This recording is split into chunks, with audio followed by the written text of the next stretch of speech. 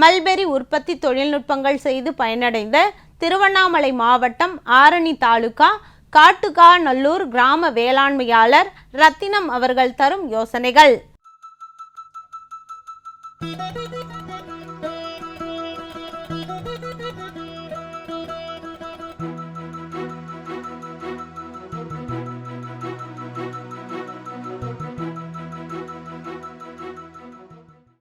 நான் உங்களுக்கு மல்பெரி பயிரிடுவது பற்றி விளக்கமாக விளக்குகிறேன்.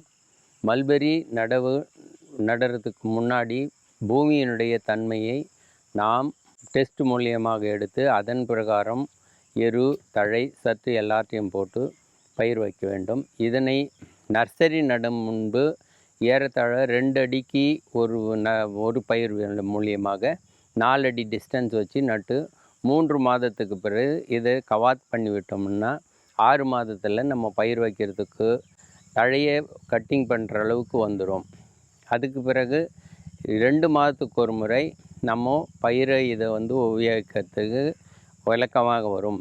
அதன் பிறகு இதை கவாத்து பண்ணுறதுக்கு கையினால் வெட்டுவதை விட மிஷினால் கட்டிங் பண்ணால் 2 அடி உயரத்தில் வச்சு தழை நன்றாக வளரும். இதனை ஏறத்தாழ இதுக்கு கவர்மெண்ட் மானியம் சென்ட்ரல்லேருந்து கொடுக்கறது 45,000 ரூபாய் பர் ஏக்கருக்கும், ஸ்டேட்லேருந்து கொடுக்கறது 15,000 ரூபாய் ஏக்கருக்கு கொடுப்பாங்க. இதை நம்ம உபயோகித்தோம்னா சராசரியில் 15லேருந்து 20 வருஷம் அதை இதனை எடுக்காமல் உபயோகிக்க முடியும்.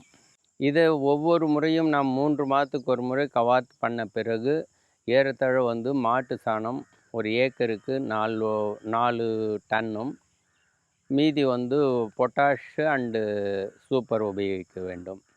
பொட்டாஷ் சூப்பர் உபயோகித்த 3 மாதத்துக்கு பிறகு தான் தழையை நம்ம வெட்டி பூச்சி கொடுக்க வேண்டும். இதுக்கு கெமிக்கல் நார்மலாக உபயோகிக்கிறது குறைக்க வேண்டும். கெமிக்கல் வந்தால் பூச்சிக்கு பல நோய்கள் வரக்கூடிய காரணங்கள் இருக்கின்றது. அதனால் மருந்து அடிப்பதை மேக்சிமம் குறைத்தால் நன்றாக இருக்கின்றது.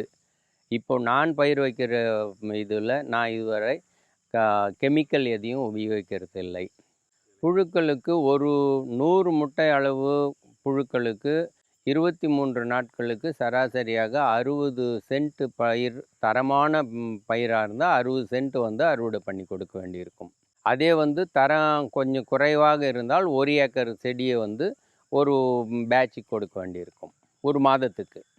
அதனால் அப்படி பண்ணும்போது 200 முட்டை வச்சோம்னா 2 ஏக்கர் அல்லது 1.5 ஏக்கர் பயிர் செய்தால் நமக்கு போதுமான அளவு தழைச்சத்து கிடைக்கும், இல்லைன்னா குறைவாகும்.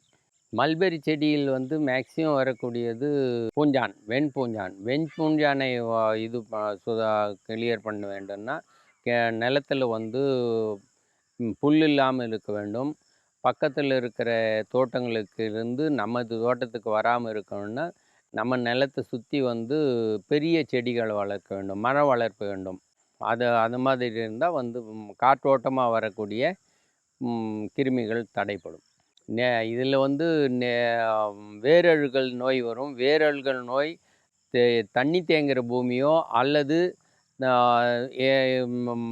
பம்ப் செட்டு மூலியமாக நீரை அதிகமாக பாய்ச்சுவதாலோ பூமியில் ஈரப்பசை அதிகமானால் நோய்கள் வரும்.